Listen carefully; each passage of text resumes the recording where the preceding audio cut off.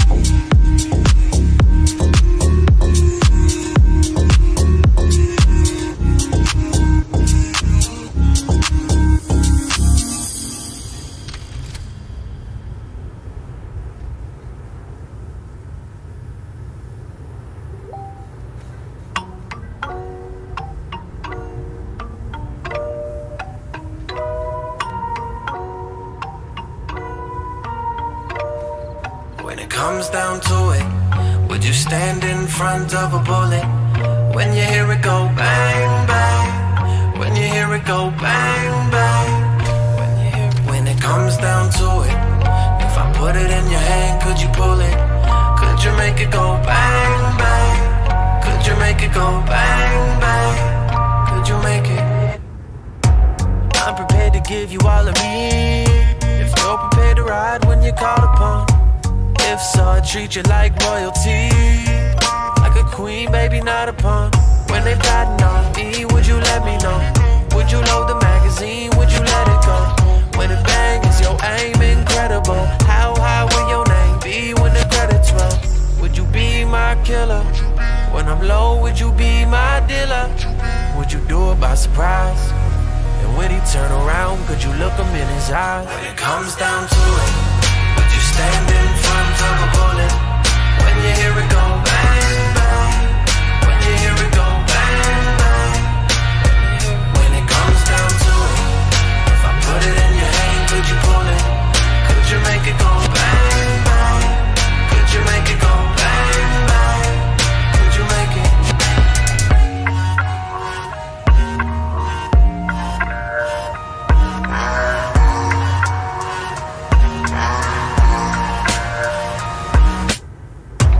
If you're not afraid of the darkness, I'ma be there to the end, love.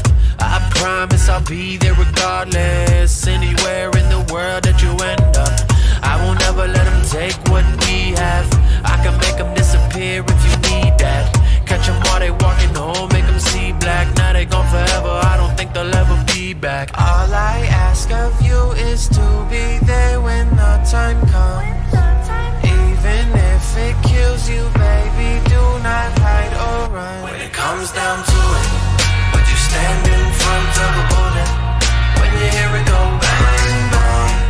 When you hear it go bang, bang. When it comes down to it, if I put it in your hand, could you pull it? Could you make it go bang, bang? Could you make it go bang, bang? When it comes down to it, would you stand in front of a bullet? When you hear it go bang, bang. When you hear it go bang, bang. When you hear it.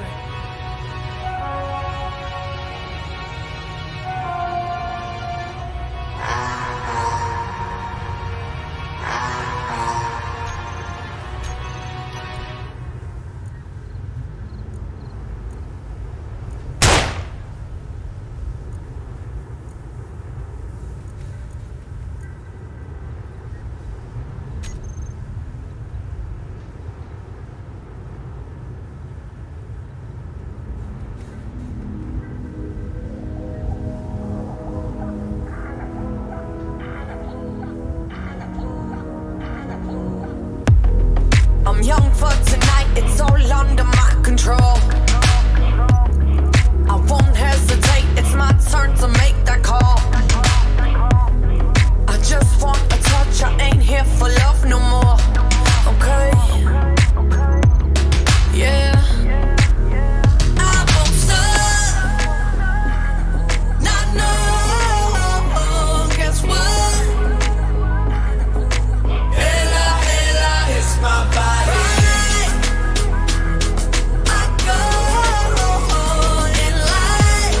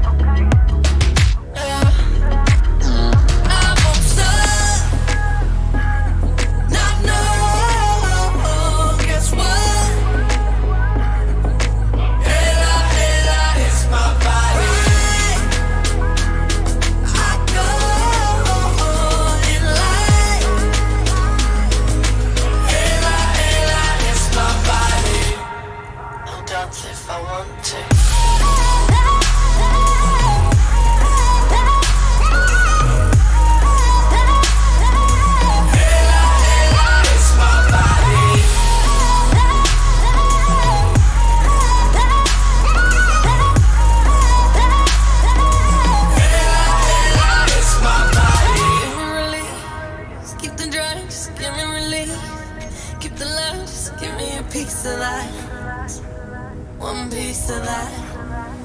Give it to me, don't judge, just give it to me. No hurt, no second degree tonight. Run free tonight.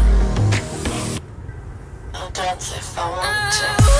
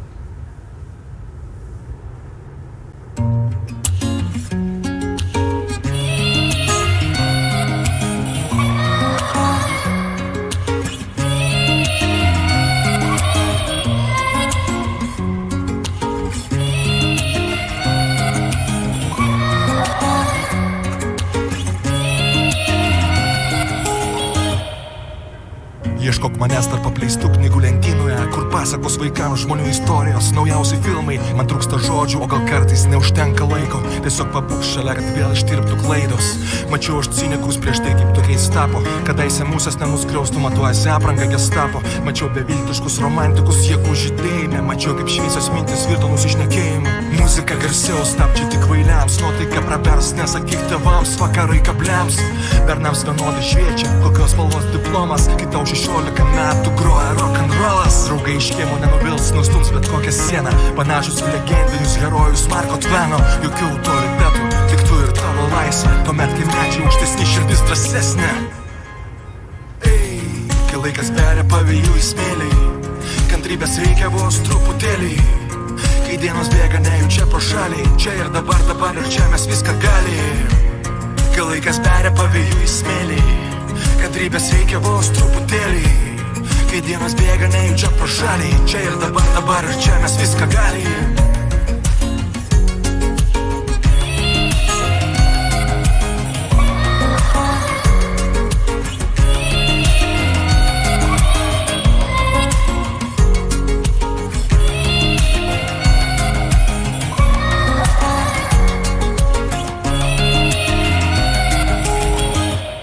Rytinės spūstis, kamščiai laiko vagys. Gal prasilenksim netikėtai, vakar mačiau tave regis. Galbūt prekybos centre padiskutuosim trumpai. Kaip tu, kaip aš apie nieką, nuobodžiai laukiant eiliai. Renkiesi apskaičiuotai, tikėtina liksi vienas. Mergaitė irgi skaičiuoja, kai dažosi blakstienas. Kišenės tuščios ir nedrąsu žengti žingsnį. Kita daina paskutinė, o tu tik gal jų žvilgsnį. O gal tai nieko rimto, renkėsi iššūkius, kinėsi kelią link Olimpo. Palieki praeitį lentynoj su foto albumais, užteks gailėti savęs, kovot su vėjo malūnais. Tavo darbas, studijos, kelionės, juokas, maištautoja širdis, lengvai nurautas stogas. Pasaulis tau po kojom, nes niekas nelaiko. Yra čia ir dabar nelauk tinkamo laiko. Kai laikas beria pavėjų į smėlį, kantrybės reikia vos truputėlį. Kai dienos bėga nejučia pro šalį, čia ir dabar ir čia mes viską gali. Kai laikas beria pavėjų į smėlį, kantrybės reikia vos truputėlį. Kai dienos bėga nejučia pro šalį, čia ir dabar ir čia mes viską gali.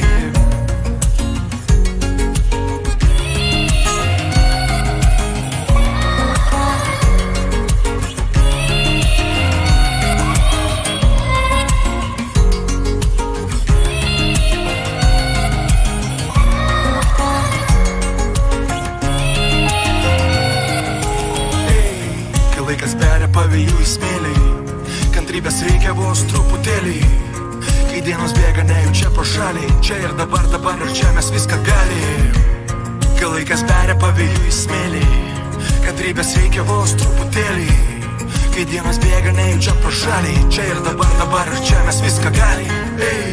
Kai laikas beria pavėjų į smėlį, kantrybės reikia vos truputėlį. Kai dienos bėga nejučia pro šalį, čia ir dabar ir čia mes viską gali. Kai laikas beria pavėjų į smėlį, kantrybės reikia vos truputėlį. Kai dienos bėga nejučia pro šalį, čia ir dabar ir čia mes viską gali.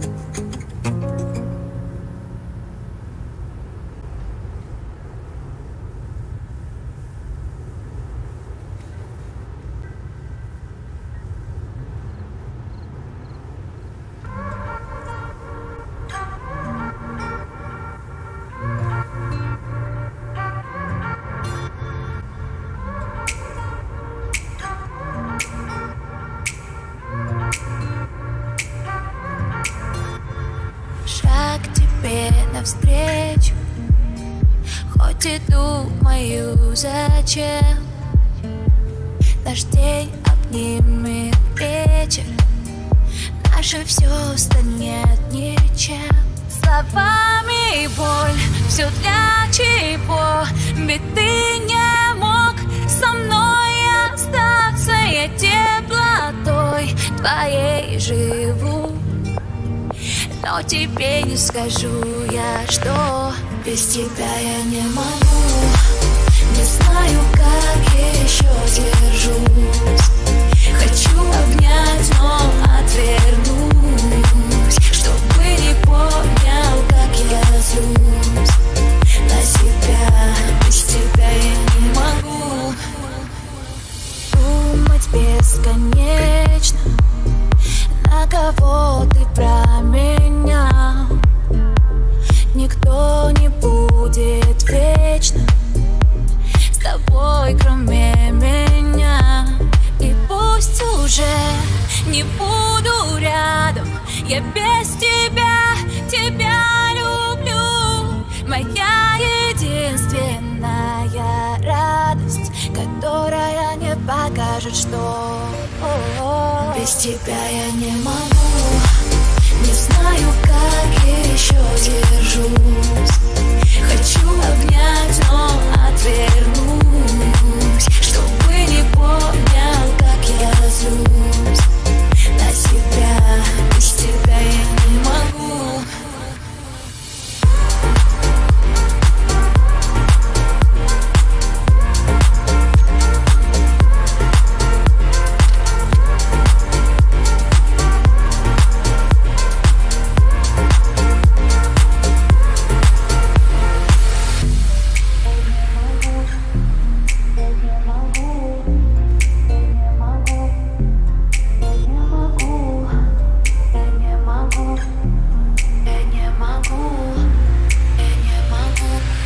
Без тебя я не могу. Не знаю, как еще держусь. Хочу обнять, но отвернусь, чтобы не понял, как я злюсь на себя. Без тебя я не могу. Не знаю, как еще держусь. Хочу обнять, но отвернусь, чтобы не понял, как я злюсь на себя. Без тебя я не могу.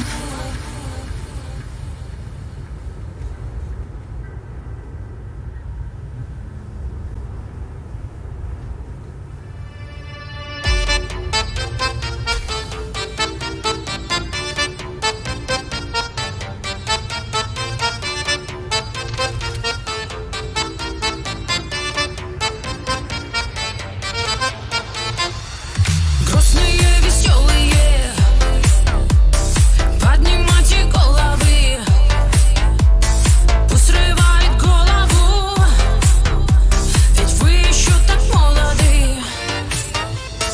Выходите на танцпол, пусть все стоят, а ты не стой. Шаг вперед, ладошки хлоп, и делай оп, делай оп. Но мы не прожигаем жизнь, мы только начинаем жить. Но мы не прожигаем жизнь, мы только начинаем жить. Зажигаем,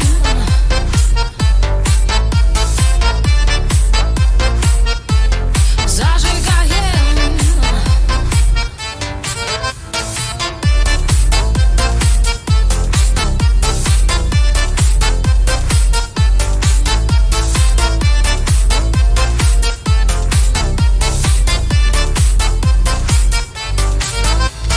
Зажигаем до утра. И кто сказал, домой пора? На часах нет стрелочек, так зажигайте, девочки. Поднимайте стопочки за нас, за нашу молодость. Поднимите ручки выше, чтобы все исполнилось. Обещай красиво жить, быть всегда на высоте. Я желаю от души, сбудется, ты только верь. Но мы не прожигаем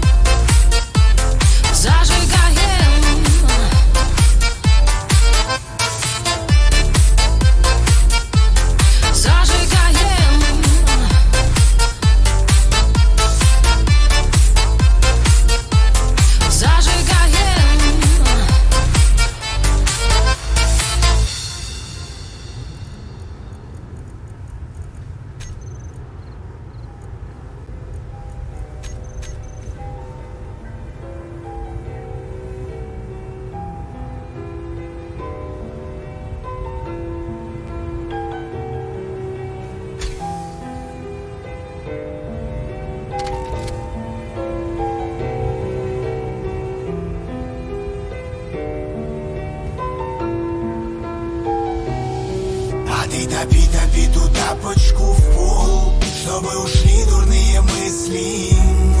А ты топи ту тапочку в пол, о том, что больше не ты с ним. А ты топи ту тапочку в пол, чтобы ушли дурные мысли. Черная кожа, не прокуренный салон, а ты закури, а ты закури. А ты кури, так не важно, что он скажет уже. Разделительные полосы мелькают в голове, опущенные окна, что за идиот. Плакать бы подруги в телефон, но сука не берет. Много-много было слов, ой, учил ее дуреху. Если он такой святой, хули теперь на сердце плохо. Сигареты не любил, ругал за это ремесло. И сейчас бы выдохнуть дымом прямо ему в лицо. А ты топи ту тапочку в пол, чтобы ушли дурные мысли. А ты топи ту тапочку в пол, о том, что больше не ты с ним. А ты топи ту тапочку в пол, чтобы ушли дурные мысли. Черная кожа, не прокуренный салон, а ты закури, а ты закури. Мама говорила, мол, терпи, притретесь потом. Прости, но маме не хочу, чтобы так, как у вас с отцом. То ли любовь, а то ли непонятно стало неудобно. И мы спим уже полгода под разными одеялами. Решила, хватит врать самой себе, фальшиво улыбаться. Есть амбиции, пока потом будет поздно метаться. Засосет и не отпустит, да, мы все не идеальны. Но решать проблемы с девушкой любимой кулаками может только идиот. Сначала отлупасит, а потом прости, малыш, вот я купил тебе новые часики. Он не забыл, надеюсь, завести будильник, когда в следующий раз ссора закончится насилием. Боже, наплевать, уж лучше дома с кошками одной, чем такие вот отношения со свиньей. Дыма полные легкие, ничего не случится от пачки. Все хорошо уже, а под ногами тапочки. А ты топи ту тапочку в пол, чтобы ушли дурные мысли. А ты топи ту тапочку в пол, о том, что больше не ты с ним. А ты топи ту тапочку в пол, чтобы ушли дурные мысли. Черная кожа, не прокуренный салон, а ты закури, а ты закури.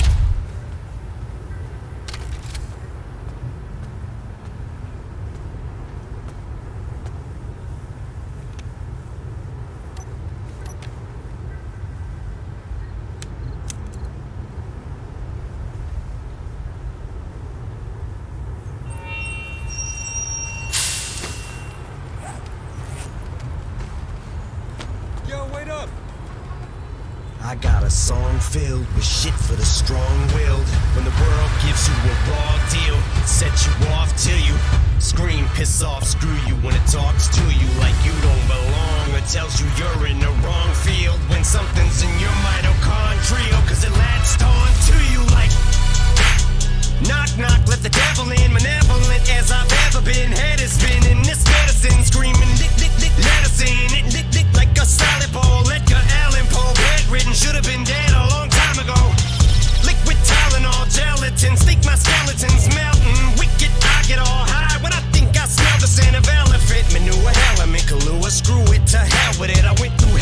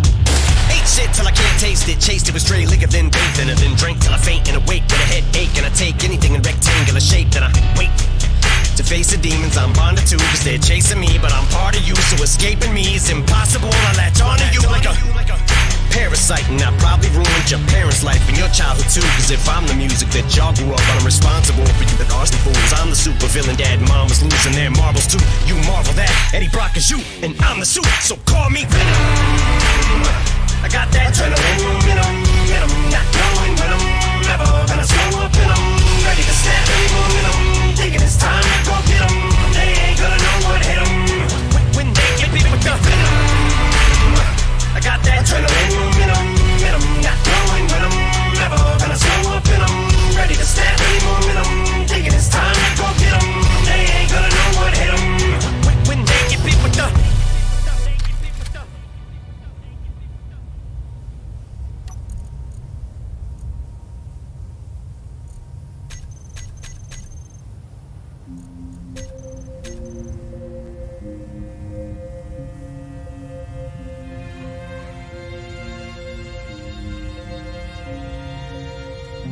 Load up on guns, bring your friends. It's fun to lose and to pretend. She's overboard and self-assured. Oh no, I know a dirty word. Hello, hello, hello, hello, hello. With the lights out, it's less dangerous. Here we are now, entertain us. I feel stupid and contagious. Here we are now, entertain us. Oh yeah.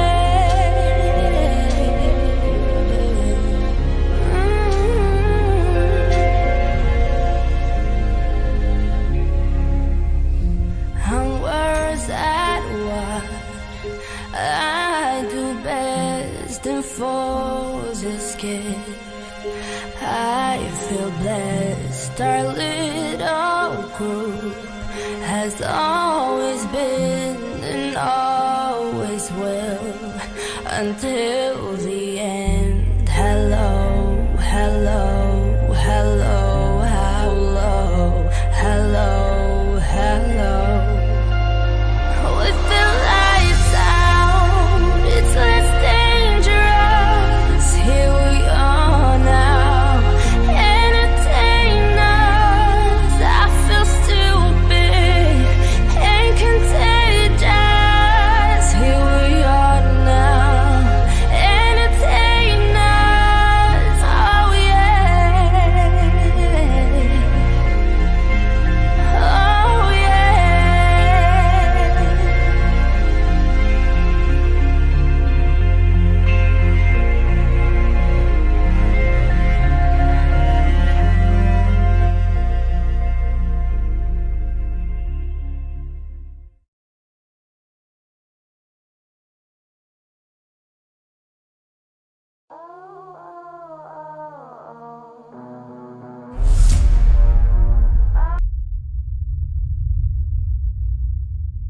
Hello there, and as usual, I'm Aaron from Let's Stand Gamers, and welcome.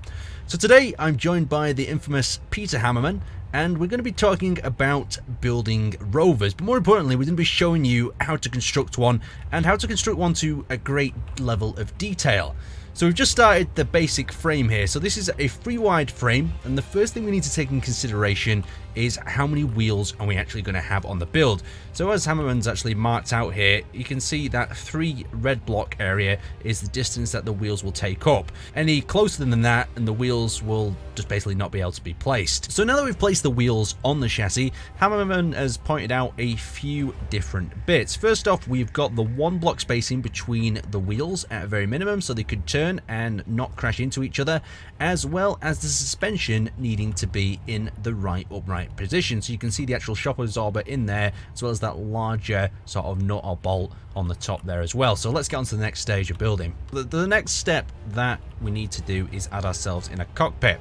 And after we've had ourselves in a cockpit, we also need to start thinking about the systems that we're going to need on board, what we're going to power it, reactors, batteries. Are we going to have oxygen connecting up to the cockpit? Hammerman's currently pondering of how he's going to do the design here himself in the head, but you can see the chassis has been turned all to grey. It's also been cut down, and when it comes to the cockpit, we've really got ourselves two options. If you want to get really fancy, we can go with the standard sort of seats and then use your remote control block, but if you want it for a more survival basic sense, then it's probably a lot more advisable to go with one of the issued cockpits that you can sit inside of, and you're a little bit protected as well. So as Hammerman's been building through this, he's been talking about how important it is to build all the key components on the inside before you start decorating.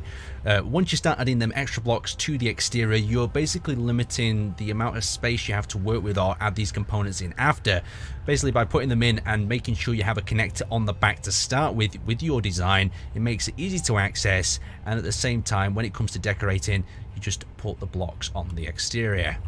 So we built a little bit further. Peter Hammerman's now added himself 2 reactors to either side.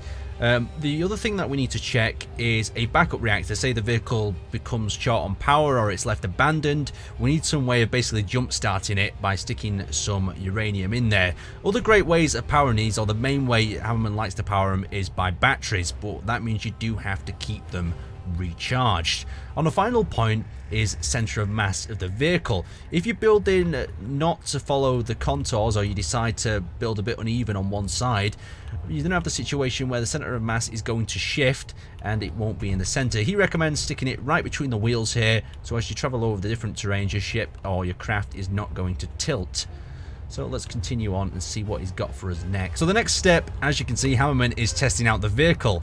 Now the importance of this is to see how the vehicle handles, see how the suspension's moving, and more importantly, see if we've got that mass right. And as you can see, them 4 wheels are doing absolutely great over the terrain. We've also added that turret on for a little bit of protection, since this is going to be a survival build, but Hammerman's having no problems getting over the terrain. We'll have to hear what sort of suspension or vehicle adjustments, if any, he's going to do. So from the skeleton, me and Hammerman have both built our exteriors, basically making these ships look a hell of a lot more beautiful.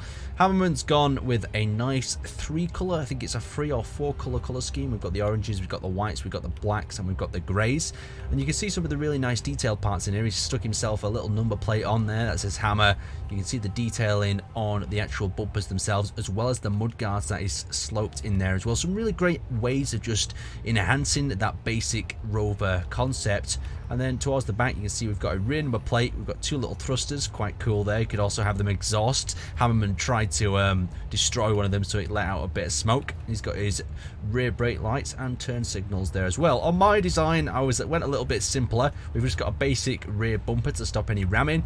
We've got a grey wraparound that goes around the sort of reactor, well, not the reactor, the battery box, as well as a little bit of protection to protect the actual oxygen tank there as well. But like Hammerman said before, if these are non-combat vehicles, they don't really need too much protection in them areas. If they are combat vehicles, he recommends using heavy armor. So that was mine and Hammerman's take on building either your first rover or just a way of building a rover in Space Engineers in general. Build it up in the necessary stages and you'll come up with a very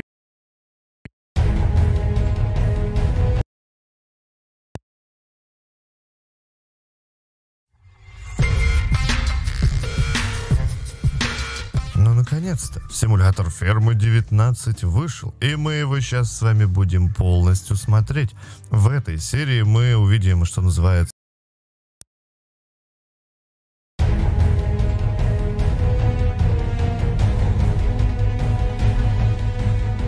G'day, and welcome to another Space Engineers tutorial. Today, we're going to take a look at parachutes. These have been very recently added to the vanilla game, and there's something that's been around as a mod for quite some time, but I've never really properly looked into how they function. So I thought this was a great time to do that. We can have a quick look at what they have as options in the terminal. They've got the usual options up the top, and then they've got an open and closed state, an auto deploy option, and an auto deploy height. This height is defined as the height above sea level of the planet, which on the Earth-like is roughly the level of the ice lakes. So if we set this to 1,000 meters, set auto deploy on, when we close this parachute, it should close and then reopen because we're beneath that ceiling. And thankfully that did work. If we set this down to, let's say, 50 meters, leave auto deploy on, set the other one to the same ish. And then we go and close both of these. We should start plummeting towards the ground, and these should open just before we hit the ground. I hope. There we go. And that'll drift us safely down for a nice gentle landing. I have a whole bunch of testing rigs here, as there are many different aspects of parachutes that I wanted to look at. The first rig we're going to look at is actually up in space. The reason to start these tests in space was I'd like to know where the parachutes would actually function. Whether they're defined by planetary gravity, whether they're defined by atmosphere, or a combination of both. So, the easy way to test that first is see if they work in vacuum. To rule this out, let's turn off our inertial dampeners, let's start moving in this direction, and then we'll try and open the parachute. And you can see that nothing is happening. The parachute does not function in vacuum. So that's good to know. Next test is, does it function in planetary gravity still in a vacuum? So let's jump over to the moon and we'll have a look at how things work there. Down here on the moon we've got gravity, but we do not have any atmosphere. So will the parachutes work? We'll unlock our landing gear, we'll take off.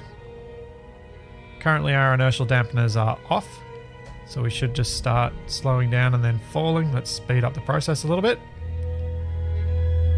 Then open our parachutes. And still, no action. So that's not going to work. Will they work in the very high reaches of the atmosphere? Right now, I'm sitting about 16 kilometers above the planet's surface. So if we pop this ship in, and then hop in, and turn off our inertial dampeners, we'll start being pulled down by the planet's gravity. We've now got oxygen. So, will the parachute open? We are falling towards the planet, we have oxygen, so the parachute should be able to unfurl. But it doesn't. We are 16,000 meters above the ground and the parachute does not work. And this is where there was a little hint about where these would work before. This auto deploy height, that is actually the maximum height of deployment for a parachute. Between 10,000 meters and 3,000 meters, the parachute behaves a bit differently to what it does below 3,000 meters. And this can create some interesting results if you end up using it above a mountain. So let's move over towards a mountain and we'll do this test over there. We're now 7,000 meters up, so we're below that 10,000 ceiling. Our parachute should open. And it does. What you'll notice is the parachute doesn't open very broadly. It looks a bit more like a drogue chute right now. It's slowing us down a little bit, but not as much as it does when it's lower. And this will be a problem if we run into a mountain too soon, because we're going to have to get below 3,000 meters before this thing actually opens up. And that's 3,000 meters from sea level. If the air isn't dense enough, we're not going to actually get any meaningful benefits from this parachute. So that means you're going to need to be careful about where you land when you're using parachutes. Right now we're plummeting towards the rocks at 100 meters a second. We'll open our drogue chute. And then, as we pass the 3,000 threshold, we should see it pop open wide. Oh dear. Why isn't that happening? That's because the altitude meter I'm using is actually wrong. It's my altitude above the surface, not above sea level. I'm actually below the height of all of these mountains, and this still hasn't opened up widely. I don't know if it's going to before I hit the ground. There we go. So I'm 500 meters above the rocks, and it's only just opened now. I am deep in this valley. This parachute would have done nothing if I was anywhere near the peaks of those mountains. I would have smashed into the ground and been ripped to pieces. So pick your landing sites carefully. Or get lucky like I did. And on to more testing. We're going to look at a whole lot of different aspects of these parachutes, including the weight they can carry, the directions they work, and things like that. Let's first have a look at the block itself. If we bring one up on our HUD here, you can see that there's a conveyor port on the bottom and there's the access doors on the top. The sides, nice and pretty, but all the same. That conveyor port on the bottom is important in survival so that you can get parachute canvases into the block. Those canvases are made at the assembler just like other components. In creative mode, we do not need to have them attached to any particular conveyor system. They will just function. But will they function if those doors are against a solid block? Or even more so, if the block is entirely covered with armor pieces? Let's have a look. First one, with it vertical. Will the parachute open? Let's turn on our thrusters. Let's put our parachute block on the hotbar. Get a bit of height. Turn off our thrusters and open the parachute. And we can see the parachute's working normally. No problems at all. Will the parachute work with everything covered? Let's turn our thrusters on, jump up to a height, turn them off, open our parachute. And we can see that it opens regardless of what's in the way. And it functions. Handy to know, we can actually hide these within our ships. So, if you don't have a spot on the outside of your ship that will work with the parachutes, at least at the moment, you could put them on the inside and they'll work just fine. Also, what this means is if you manage to sneak onto an enemy ship that's flying in atmosphere, you can build a parachute hatch wherever you like, have it auto-deploy, and really make it hard for them to fly. The next thing to look at is how much weight one parachute can safely allow to land. If we jump in this, we can see that it's about 10,000 kilograms and it is safely able to land with the parachute. If we jump up to 12,500, we can see that our speed will be around 10 meters when we hit the ground, which from our collision testing we know we should be safe. And there we go, nice safe landing. Hop out of that one and let's go up to a higher mass. This one, it's 15,000. Let's turn on our thrusters, and just in case this one doesn't go so smoothly, let's move back a bit so we don't land on our other testing rigs. Again, up to 100 meters. Turn off our thrusters and open our chute. I was a bit slow on that one, but still slow enough that we're safe. And that's at 15,000 kilos. If I landed a bit awkwardly on that one, I suspect that wouldn't have ended so nicely. So let's jump up to 20,000. Just like the others, let's open our chute, turn off our thrusters, and fall way down to the ground. And we're going about 13 meters a second with a fairly heavy ship, and oh dear. Yep, that definitely didn't work well. We might have landed okay and survived if we'd been perfectly flat, but even a little bit off kilter and it's all mess.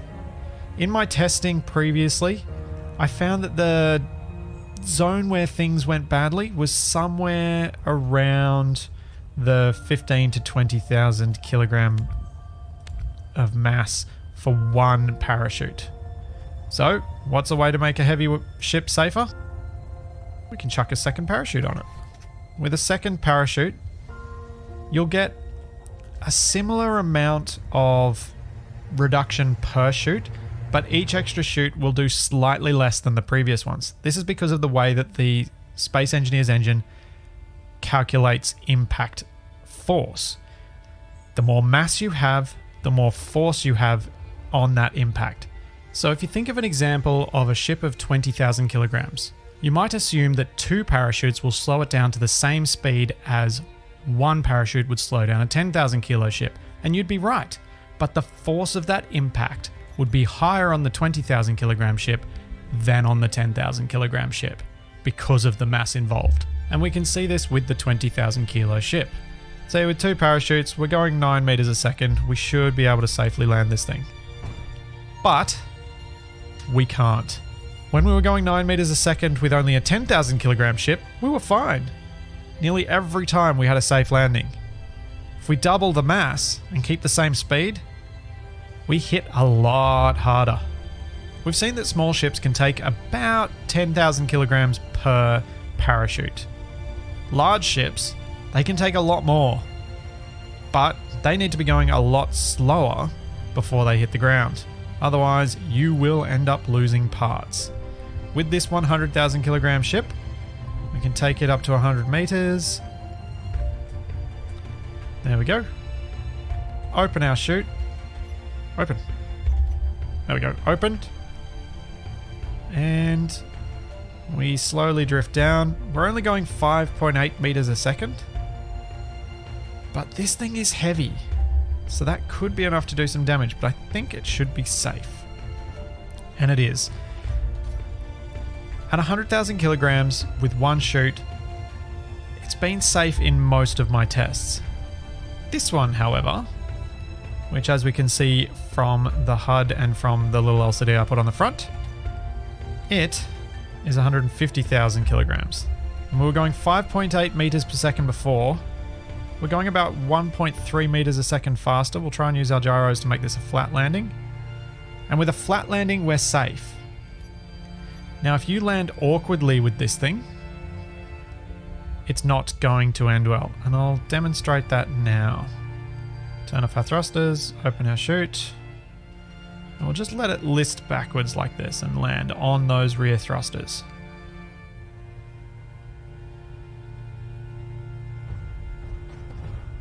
And our ship is torn to shreds.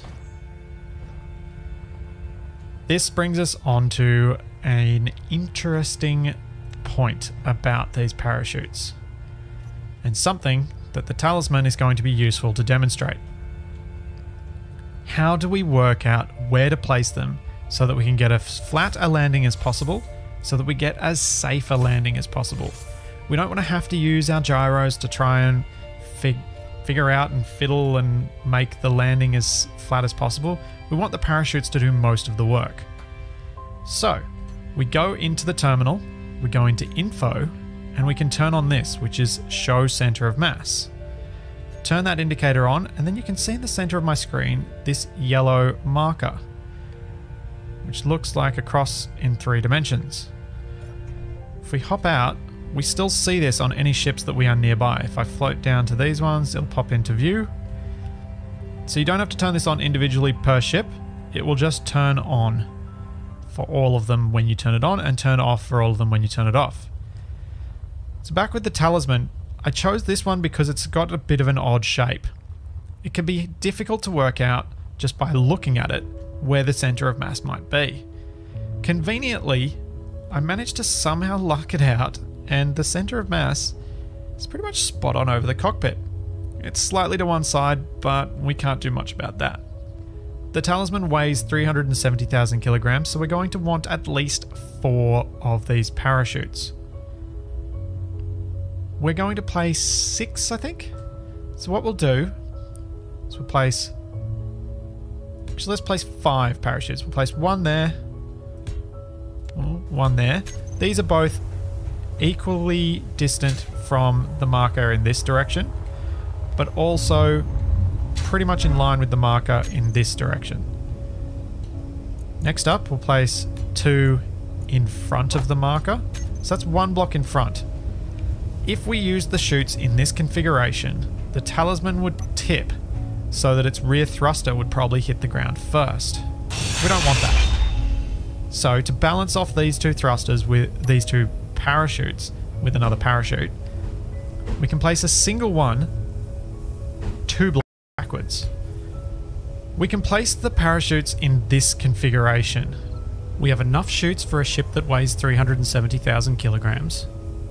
We have 2 parachutes that are dead in line with our center of mass marker. We have 2 parachutes that are a single block in front of the center of mass marker.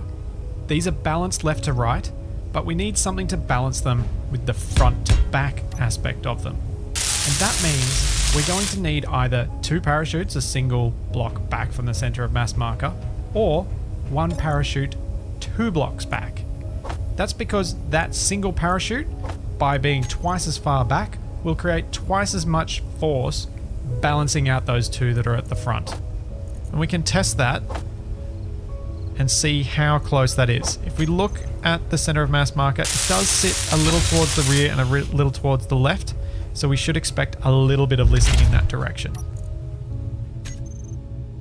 And there we go. We do list a little bit to the left and a little bit to the rear. We expected that. That's okay. Otherwise, it's pretty well balanced, so we don't need to use our gyroscope to make this a level landing. That rear landing gear is going to take most of the force, but we'll see if it survives. It didn't, but I think everything else might have. Let's have a look. Hopefully we haven't lost too much else. Especially since the rear thruster is big and the refinery is back there as well. Ah, perfect. All we lost was the landing gear.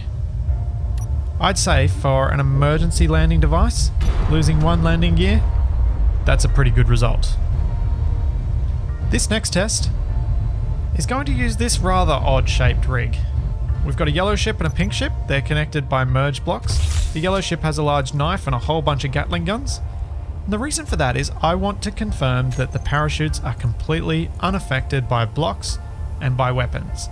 I'm not going to be shooting at the parachute block itself. I'm going to be shooting at the parachute. And I'm pretty sure it has no effect. So let's turn off the thrusters on the pink ship. Let's open the parachute and disconnect the merge block. And we can see the pink ship is flying. So we can see flying through here has no effect on the parachute whatsoever. Let's see if our guns make any difference. Lots and lots of shooting, lots and lots of nothing. These parachutes have no collision box and are completely unaffected by what is around them.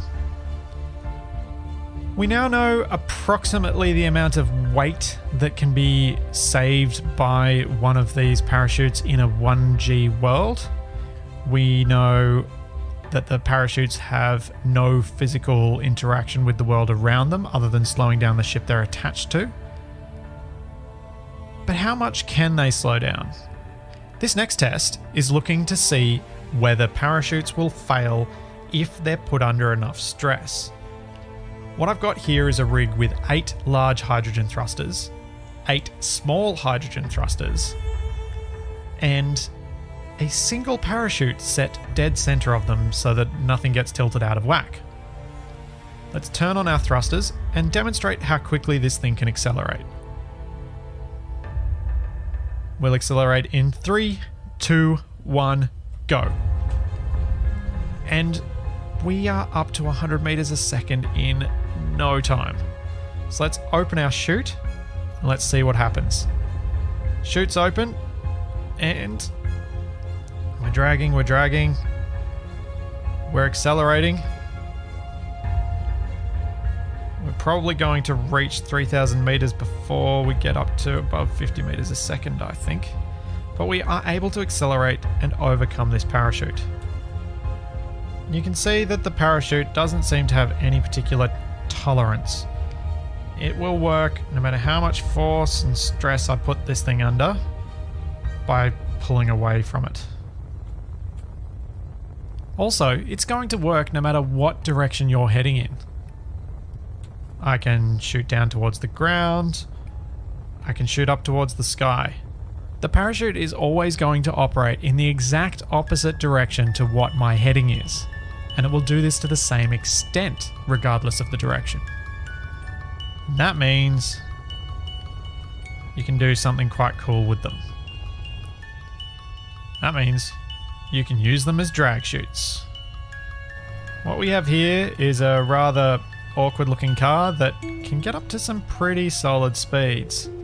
It has 2 parachutes at the rear, so let's see what we could use them for. In drag races, you've got parachutes to slow you down when you get up to too high a speed because brakes just won't function. And in Space Engineers, you can end up getting in situations like that as well.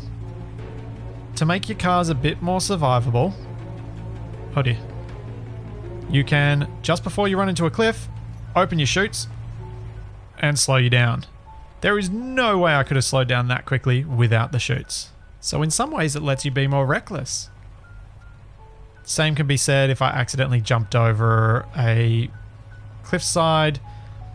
The parachutes might be enough to allow me to have a safe landing without any significant damage. Oh dear. And if you lose control of your vehicle and you don't like doing permanent power slides on ice, you can use your chutes, stop, correct, and move on. The last thing I want to look at is how these things work in survival. So we'll jump over to a survival mode world and have a final look at that. All of the tests so far have been done in creative. That's fine because all of the tests so far work the same in creative and survival, but survival has an extra limitation. In survival, you'll need to go to your assembler and build these things called canvases. So let's build 10 of those. They need a little bit of silicon and a little bit of iron.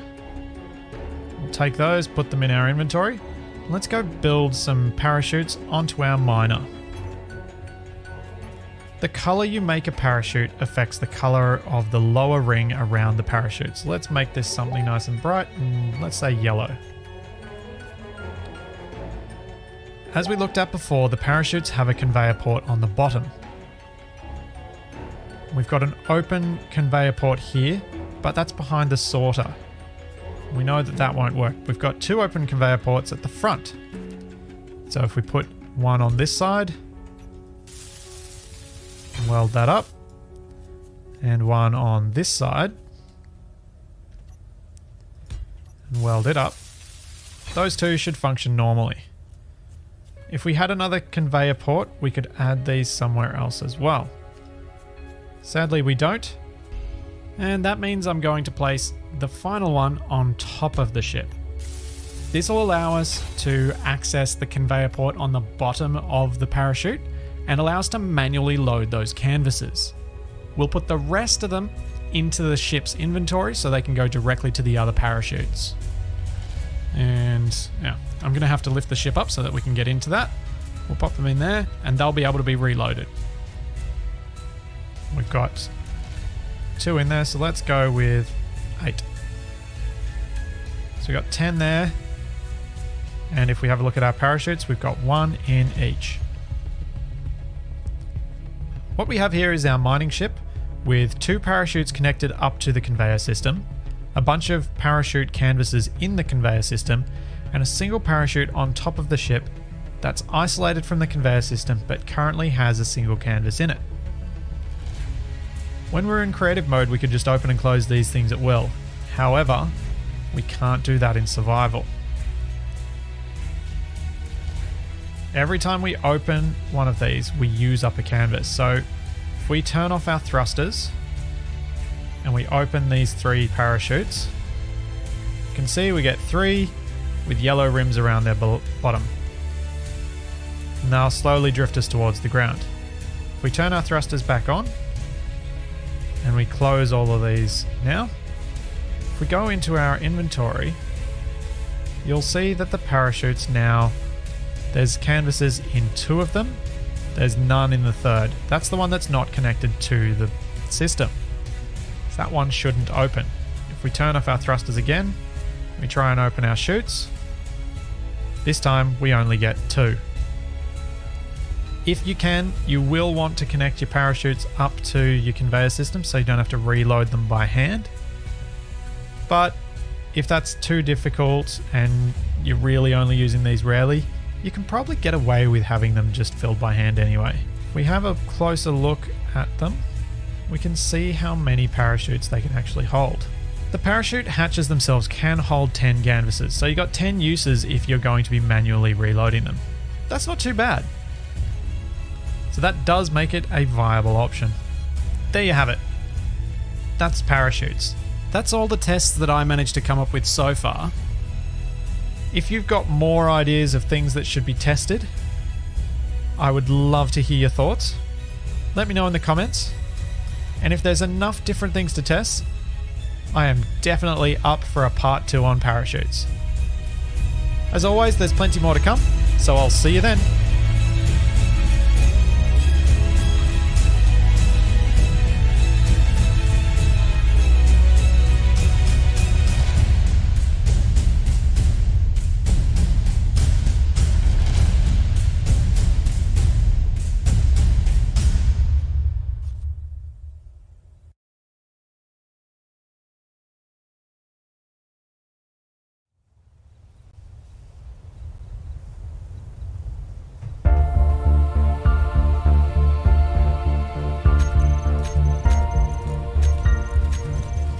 G'day and welcome to another Space Engineers tutorial. This time, we're going to take a close look at decoys. When I was thinking about decoys, I wanted to figure out how I might best be able to use them on my ships to protect more critical systems. That, after all, is the idea of them. They're supposed to get shot first. How is that actually supposed to work in Space Engineers though? Well, when you've got an automated enemy turret like this one, it will prioritize certain targets above other ones. So decoys should be targeted before cargo, which should be targeted differently to projector blocks, gyroscopes, reactors, cockpits, other guns, etc, etc. Even batteries. So in theory, this gun should have a targeting priority so that these are targeted in a set order. To my mind, I'm not so worried about which of the other blocks are targeted first. I just want to confirm that decoys are actually targeted first. That if I'm going to use them, they'll work in the way that I imagine. If we want to take a look at our general idea of what's going to be targeted first, we can use this approximate testing rig. Now, unfortunately, this rig does have a slight problem. The blocks that are further off to the sides are a little bit further away from the turret, therefore they may get targeted later due to distance. What we have here is a gun, a cockpit, a reactor, a battery, a gyroscope, a projector, a cargo container, a switched on decoy block, and a switched off decoy block. So if we place this and just quickly delete that cockpit, we'll see which the gun is going to target first. And it goes straight for the switched on decoy. Next up, it goes after the gyroscope. Then it looks like it's going after the battery. Seems like the projector block's next. If it reloads, there we go. Yep, projector block's next. Then it looks like it's going after the reactor. Cargo next. While this gun's blasting away at these targets, from what I've tested so far, the decoy blocks do not need to be powered to function.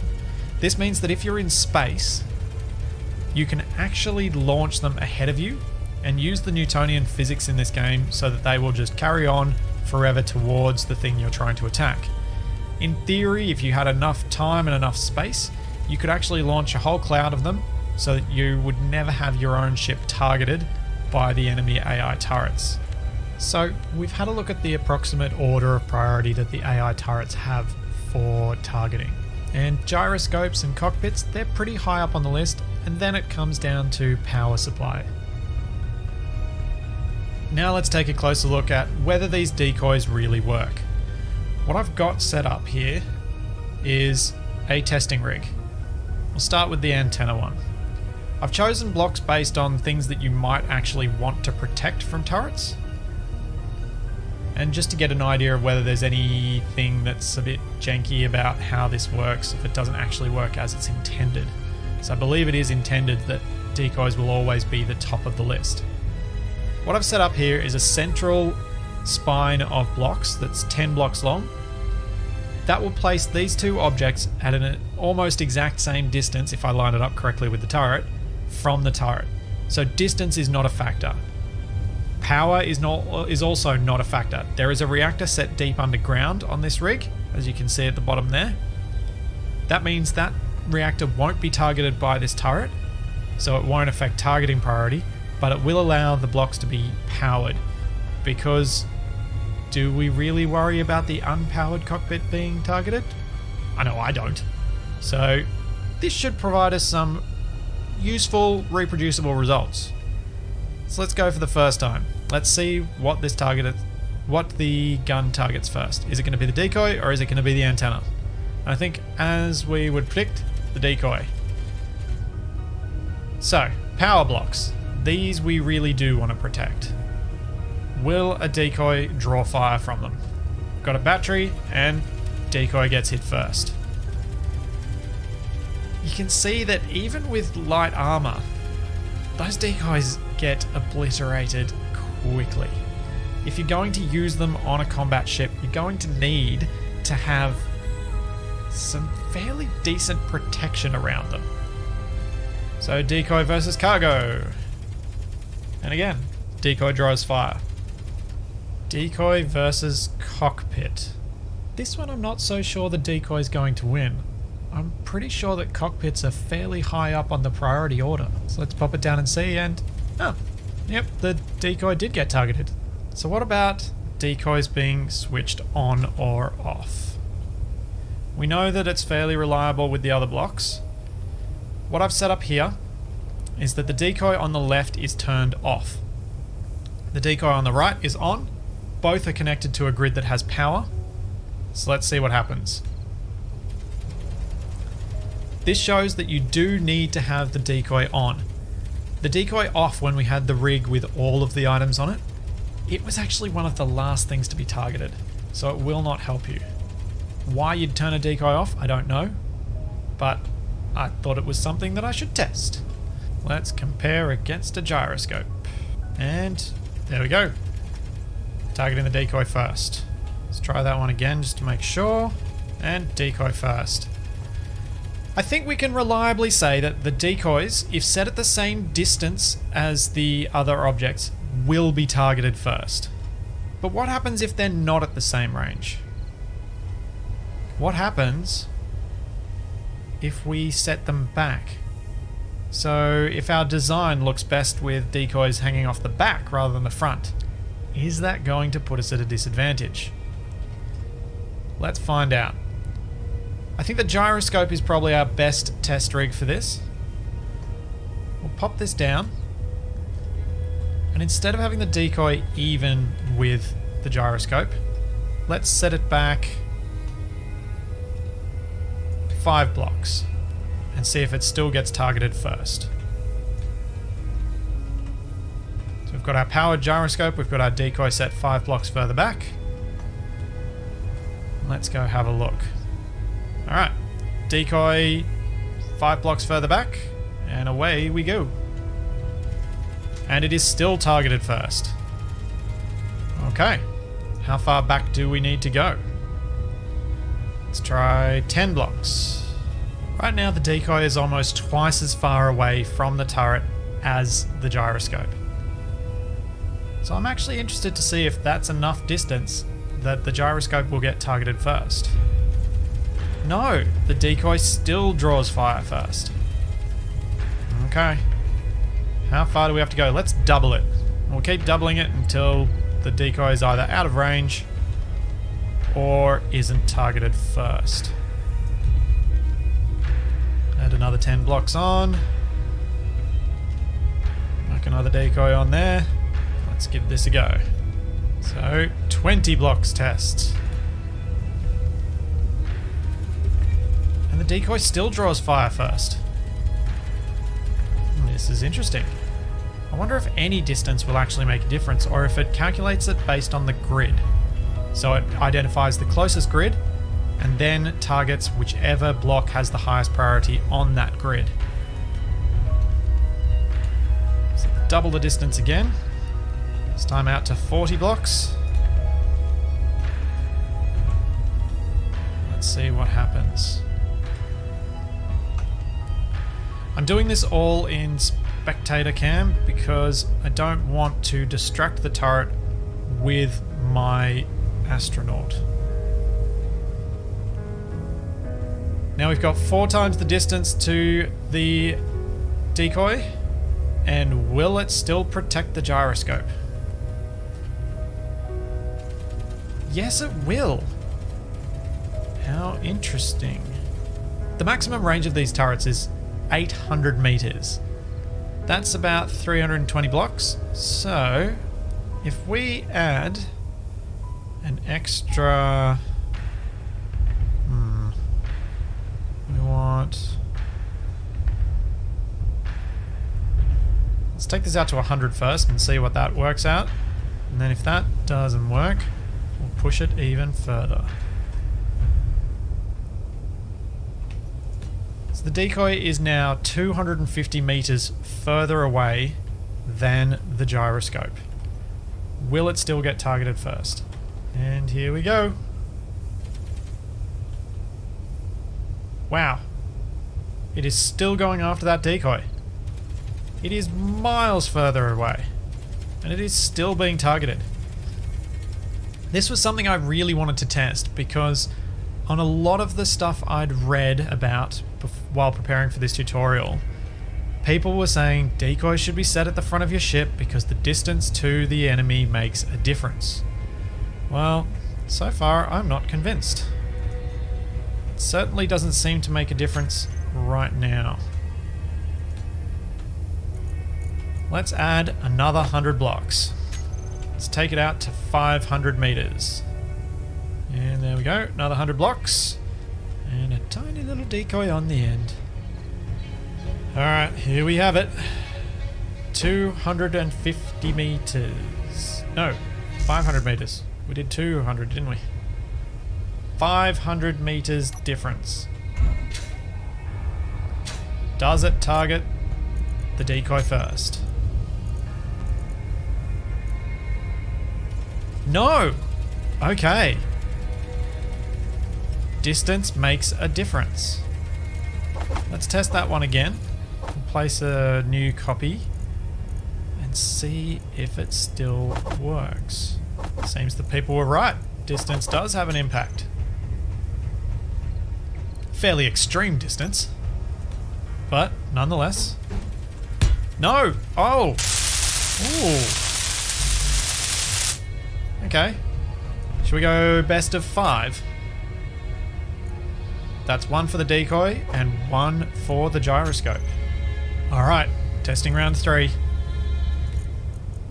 Will it be the decoy or will it be the gyroscope? It's the gyroscope again. Okay. So we got 2 for the gyro and 1 for the decoy. Round 4. And decoy. Ooh. Well, isn't this interesting? We've got an even split. This certainly was not happening at the shorter distances. At the shorter distances, the decoy was working consistently as you'd expect. It was getting targeted first every time. But at these extreme distances, it seems a lot more inconsistent. Number 5, and we've got decoy again. I don't think this can make up its mind. Let's add another 100 blocks. So we'd be total of about 310 away. Maybe we have to go a little less than that just to make sure we are within range if I place it a bit wonky. So let's go out to 80 blocks. So this is 280 blocks. can we get it to consistently target the gyroscope? And 280 blocks. Gyroscope. We have gyroscope. Okay, this is looking reproducible. Seems like the 200 block mark was around the transition zone for this distance test. One last test. If it gets 3 out of 3, I'm going to call it and say that at this distance, even though it's on the same grid, distance matters. Yep, gyroscope again. Okay, so there you have it. Distance matters if it's extreme. It's now time for us to look at how to armor these decoys so that they can last a little bit longer under fire. We're running in slow-mo because with light armor directly against the decoy, it obliterates it ridiculously quickly. It's less than 2 seconds from the starting of firing till the time that the decoy is destroyed. That's not a lot of extra time in a battle, unless you're very lucky. So armor block shape test number 2. This time we're going to see if the deformation made it get destroyed faster. If we place this down, we watch. Oh, that's really inconvenient.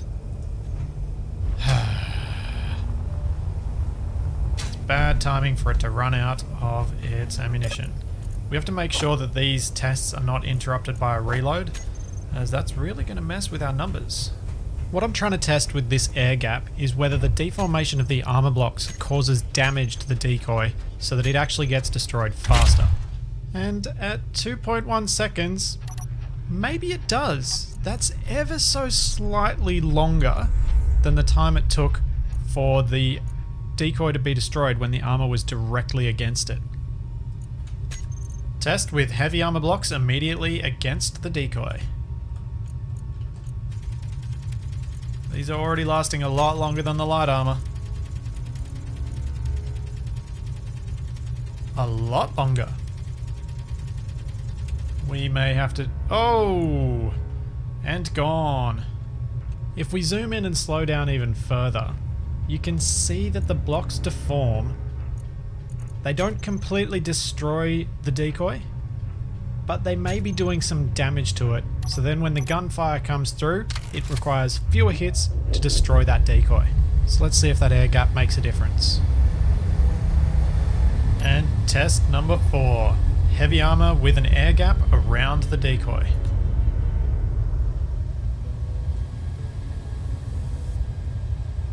Come on. You can see it. Come on, little Gatling gun. Oh, there we go. Alright. Timer has started.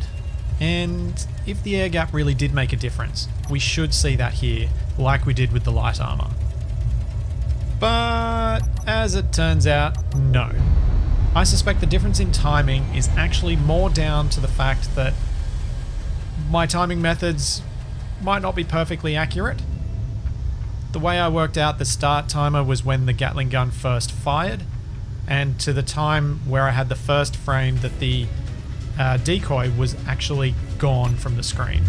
Given that the margins are so small, my recommendation would be just do what's going to look best, and for most situations that's probably going to be having the armor immediately against the decoy.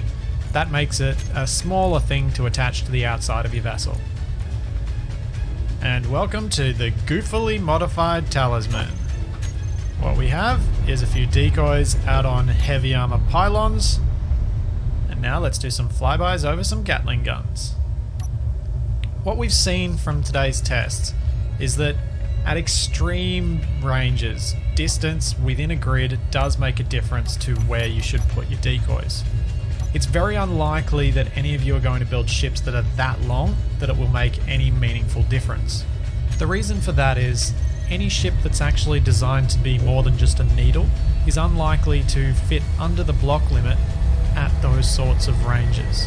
This is kind of handy because I really didn't want to have to think too much about where I put my decoys other than making sure they were on the outside of the ship and that they don't attract fire through other objects that I want to protect. And let's jump ahead to where I crashed the talisman and we can have a look at exactly that problem.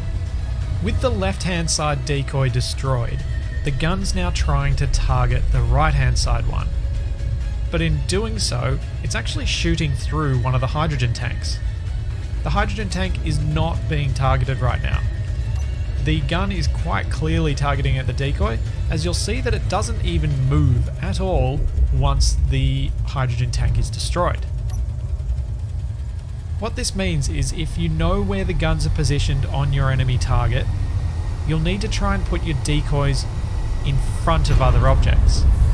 Now, they don't need to be nearer the other gun, they just need to have a clear path between the decoy and the gun that is only obstructed by armor that you want to have hit. Make sure that you don't have any critical systems between your decoy and the gun that's trying to hit it. But, you know, that's probably obvious to some people, but it's the sort of thing that I would have stuffed up. It's also important that you don't put your decoys right next to something that's valuable, as the Gatling guns and missiles have a degree of inaccuracy, so the spread of their fire may actually damage those structures as well. Try and keep a bit of separation so that any of that spread doesn't accidentally take out something important as collateral damage. Probably not ideal.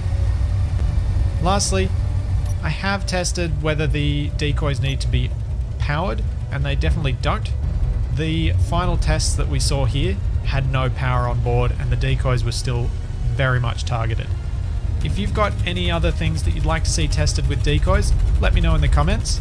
I'd like to have another look and make sure that these results actually hold up with small ships as well, and whether there's any better ways of armoring small ships, as small ship heavy armor still doesn't take many hits.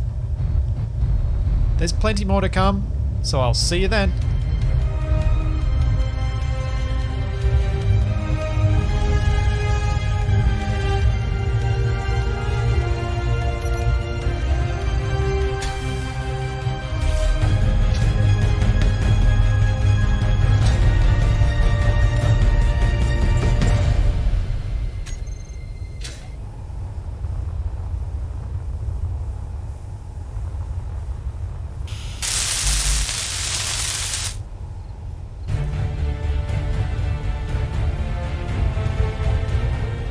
G'day, and welcome to another Space Engineers survival tutorial.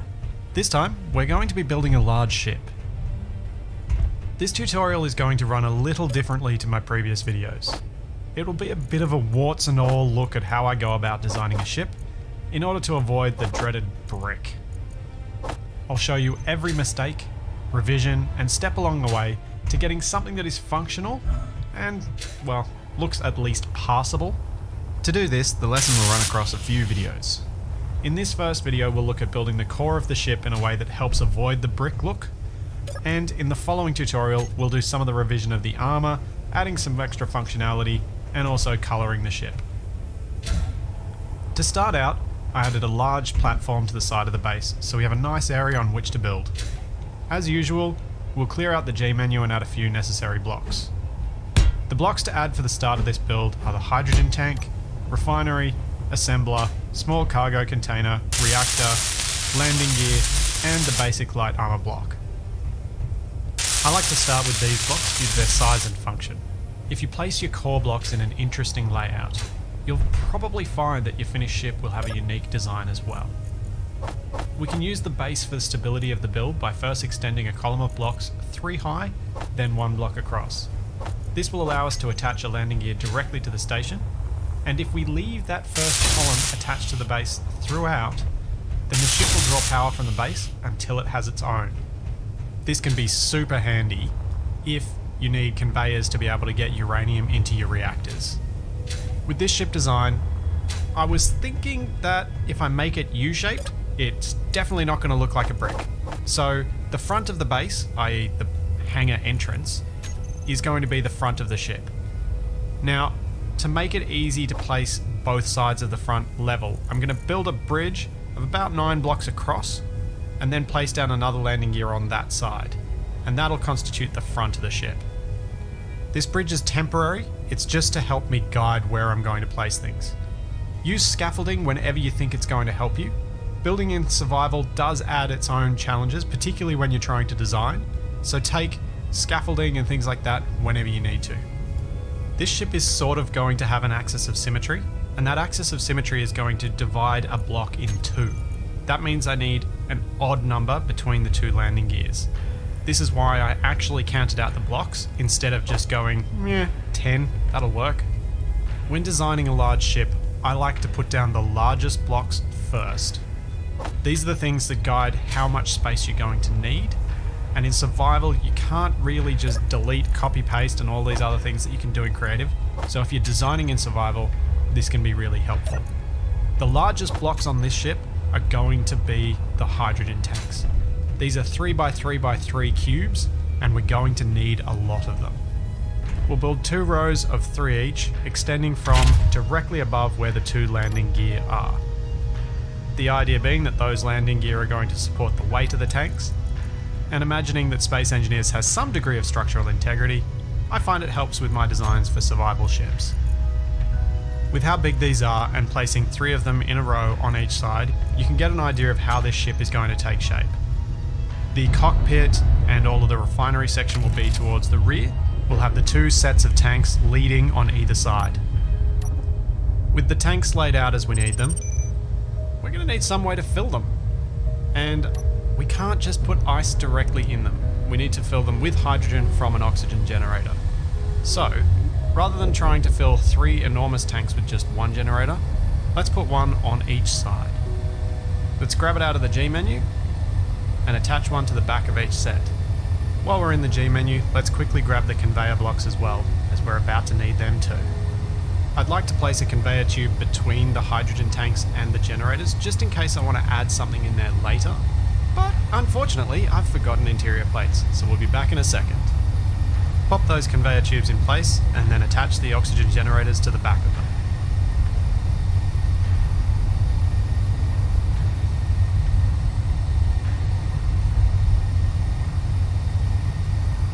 To avoid the back of the ship looking completely square, why don't we taper it a little bit? A way to do this is to use the conveyor tubes to gradually move in a couple of blocks before we start putting the rest of the refinery and assembler complex into place. A convenient upside of using conveyor blocks in this way is that it allows you flexibility later to add extra functionality into the design.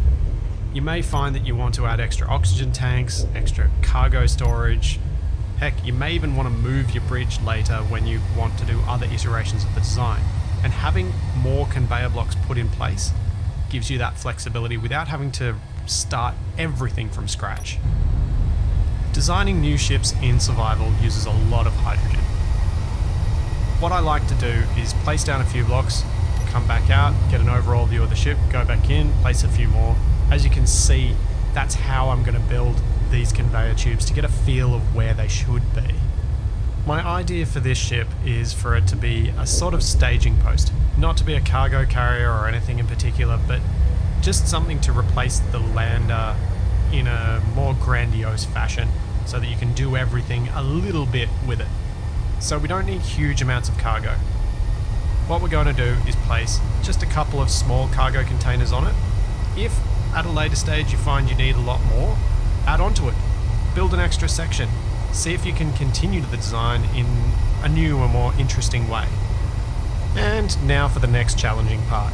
How on earth are we going to fit a refinery into an oddly symmetrical ship? Since this is a 2x4x2 sized block, it's not going to line up neatly along our lines of symmetry if we only have one of them. But I only plan to have one of them.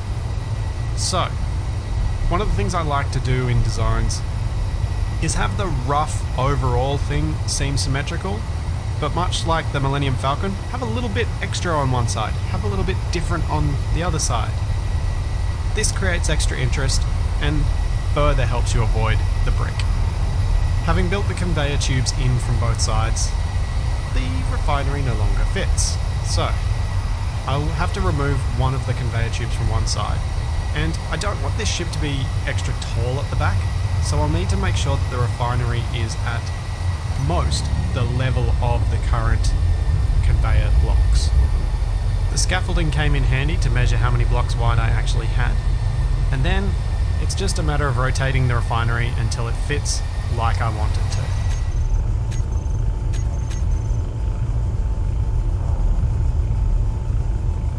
Flying around with the ghost form, I can have a look at it from each side and just reassure myself that I've got the refinery how I want it.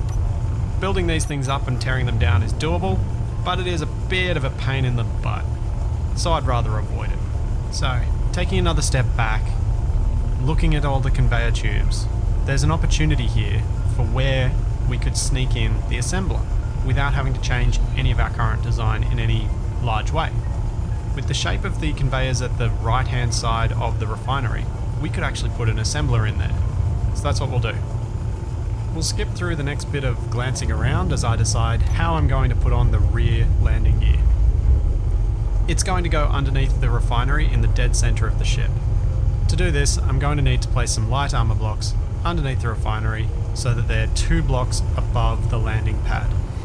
It's really important that I left that initial bridge intact, because if I'd ground it down by now, I wouldn't be able to place the landing gear. Space engineers would start treating the two as separate grids, and therefore the landing gear would not fit, even though it visually appears to.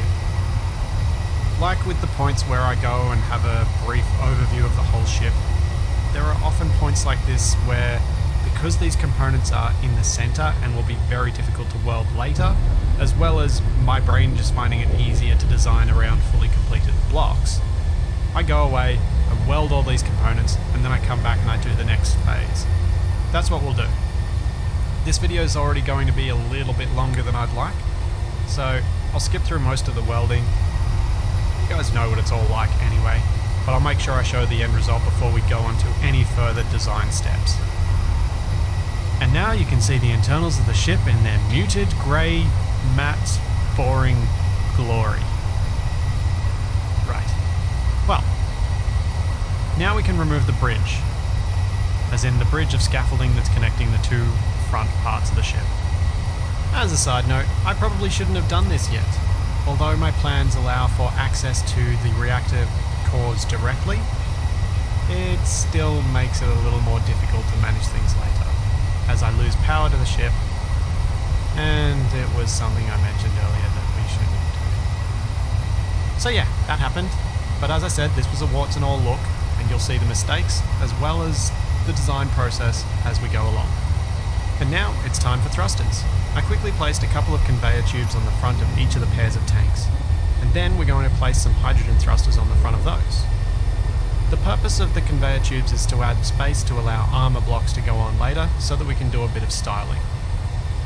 For the upward thrusters, there's not really much room, so we'll just connect these straight to the tanks and we'll work with what styling we can manage in that space. At a rough guess, 4 of them is not going to be adequate to lift this thing off the ground on a full gravity weld. So we'll add an extra 2 at the rear and that should do the trick. These ones are going to be a bit more difficult to place because we're going to need conveyors coming down on one side to create a conveyor tube that matches the port on the refinery at this height. Neither of the available nearby conveyor ports look like they're in the best position to figure this thing out. Either way we do it, we're going to end up with a large snake of conveyor tubes, but we'll just pick one for now. If we have to change it later, so be it, we'll do that. It's a lot easier to pick what's going to work best once a few more pieces of the ship are in place. With the final upward thruster in place at the end of its conveyor snake, we'll go on and we'll place the left and right as well as the downward thrust.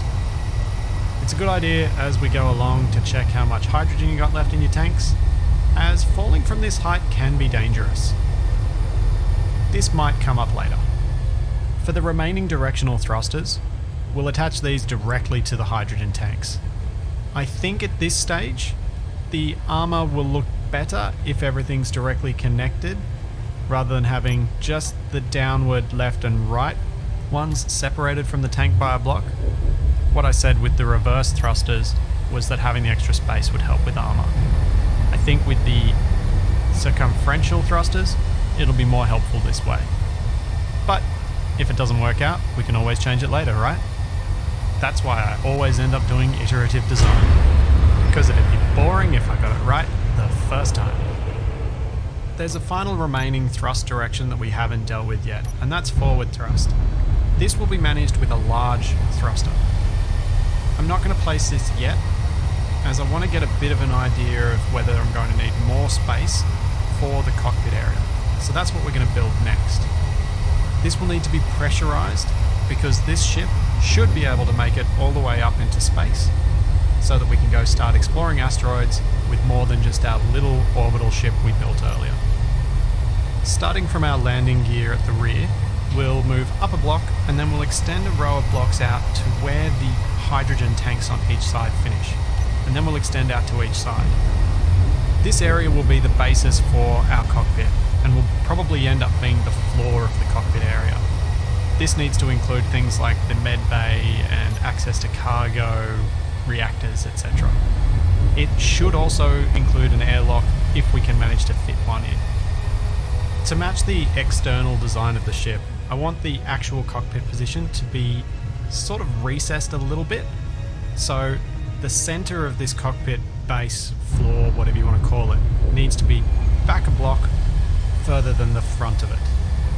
We'll need a door if we're planning on pressurizing this, so we'll use the sliding door as that's my preferred one from the vanilla set of doors. To me it looks a bit weird having it directly next to the tanks, so we'll move it out a block further. In front of the door we're going to need a ramp leading down to the ground. This way, on gravity, if we run out of hydrogen, we'll still be able to get back on board the ship without having to wrangle some form of scaffolding thing, when we really should have just had a ramp that reached the ground. The base pieces of this ramp should be made out of heavy armour.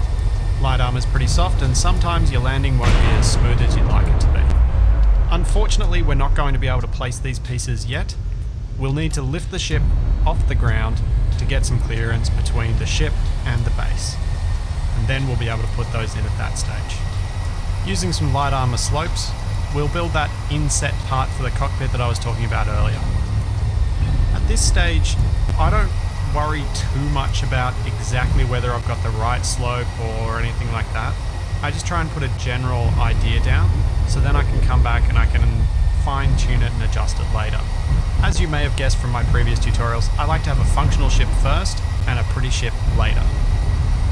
Stepping back for another view of the ship from a bit further out, I'm reasonably happy with our progress so far. The next things I'd like to do is to flesh out the shape of the cockpit a little bit more. First things first, build a front wall so we can get an idea of where the cockpit glass will need to go and how much room we've got for the other components that we want to put inside this space. Keeping things relatively simple for now, we'll just replicate the row of blocks immediately beneath that one. When you're thinking about your overall ship design, it helps to have a concept in your mind of exactly what you want to have in a space. And on grander designs, how many spaces you want to fit and how they're going to be arranged so that you don't end up with a block that doesn't look right. In this case, I'm trying to think about how to include in the cockpit everything I want and also make it airtight. I'll probably get this wrong the first time, or maybe in the first few times. There are a few blocks that I'm never quite certain about, and sometimes you just forget a bit. If, like me, you like having airtightness on and you like the challenge of designing around that, it's worth having those rebuilds a few times until you get it right. Just so that you can see that depressurization happen when something goes bad. Or just messing with your friends because they forget to depressurize a room and then go flying off into space. Always entertaining. So in this space that surrounds the cockpit, I want to have a med bay and I want to have access to a few important components. I want to have access to the cargo system so that we can get ice into the oxygen generators to be able to refill our hydrogen tanks. I want to have access to a reactor so that I can put fuel in even if I can't get access to the conveyor system because we've run out of power.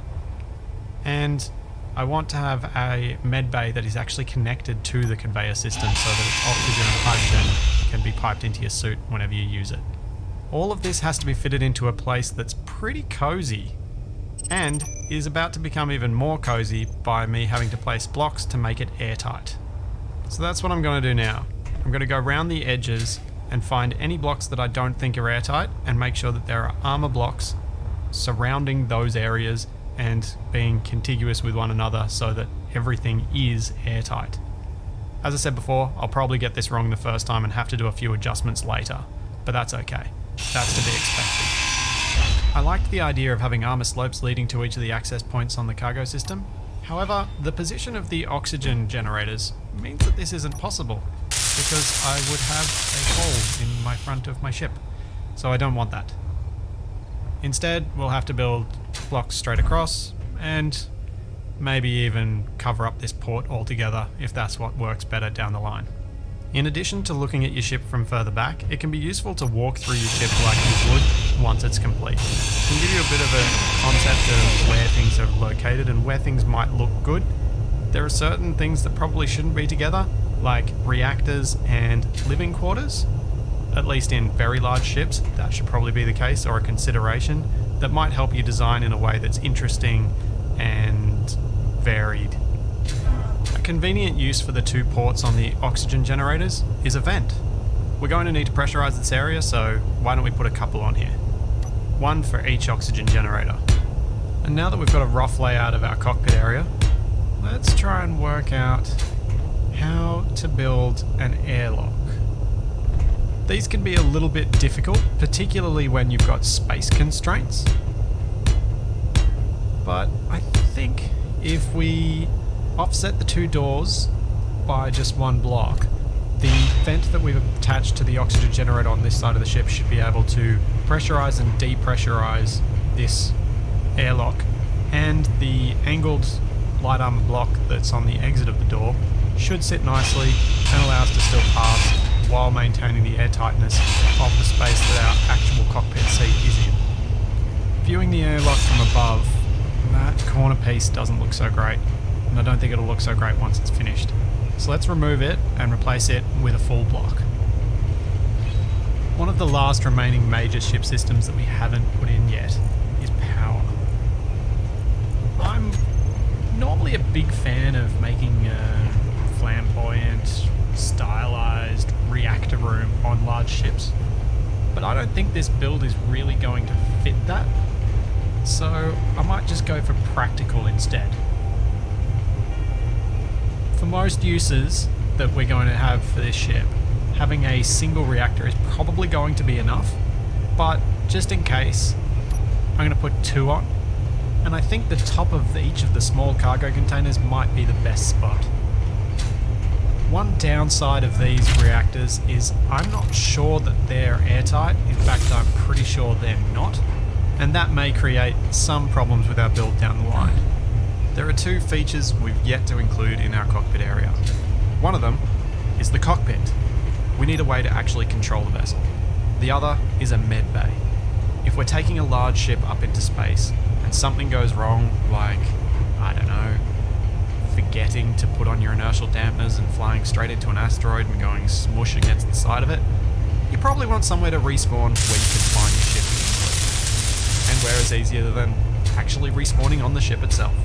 So for me, any large ship worth its salt should try and fit a med bay somewhere on board. We already had a spot pre-marked for the cockpit, so we'll plop that there. And then the med bay, we'll place it near the rear so that we have access to the conveyor ports that are on the refinery. We want to connect the med bay up to the conveyor system so that we get both